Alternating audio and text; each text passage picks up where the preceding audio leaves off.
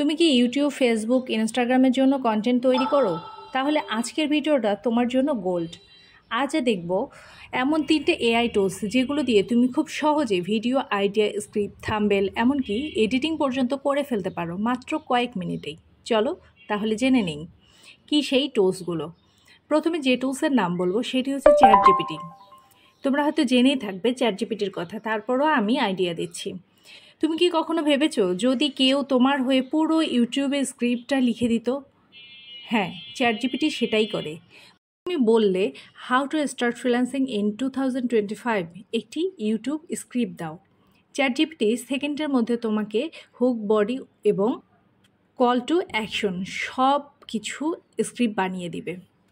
এর মধ্যে তুমি জানতে পারবে ভিডিও আইডিয়া সম্পর্কে, স্ক্রিপ্ট লেখা সম্পর্কে, টাইটেল, ডিসক্রিপশন এবং হ্যাশট্যাগও চ্যাটজিপিটি কিন্তু সাজেস্ট করে দিবে। তারপরে যে টুলসটার কথা বলবো সেটা হচ্ছে ক্যানভা। ক্যানভা একটা অসাধারণ একটা টুলস। ভিউ পেতে গেলে থাম্বনেল সুন্দর করা খুব জরুরি। ক্যানভা দিয়ে এটি খুব সহজে করা যায়। যেমন ধরো, ক্যানভার যদি ম্যাজিক রিসাইজ বা এআই ব্যাকগ্রাউন্ড রিমুভের ব্যবহারগুলো তুমি জানো, তাহলে 5 মিনিটেই চোখ ধাঁধানো থাম্বনেল তৈরি করতে পারবা। ইউটিউব থাম্বনেল, ইনস্টাগ্রাম, ফেসবুকে পোস্টগুলো করার জন্য থাম্বনেলটা খুবই জরুরি, যার কারণে থাম্বনেলের ইউজের জন্য ক্যানভাটা মাস্ট জানতেই হবে। এরপর যে বিষয়টা নিয়ে কথা বলবো, যে টুলসটা নিয়ে কথা বলবো, সেটা হচ্ছে ভিডিও এডিটিং এবং এআই ভয়েস ওভারের জন্য ডিসক্রিপ্ট, এই টুলসটার কথা। অনেক সময় আমরা ভুল কথা বলে থাকি, ভুল ভয়েস দিয়ে থাকি, কোথাও একটু এডিটিং করার দরকার, বাট কীভাবে করব সেটা ডিসক্রিপ্টের মাধ্যমে কিন্তু সুন্দরভাবে করা যায়।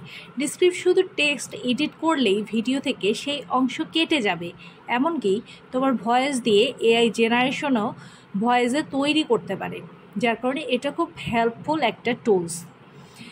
এটা ভিডিও এডিটিং, ভয়েস এডিটিং এবং টেক্সট ভিত্তিক যে এডিটিংগুলো করা দরকার সেটাও কিন্তু খুব সহজে করা যায়।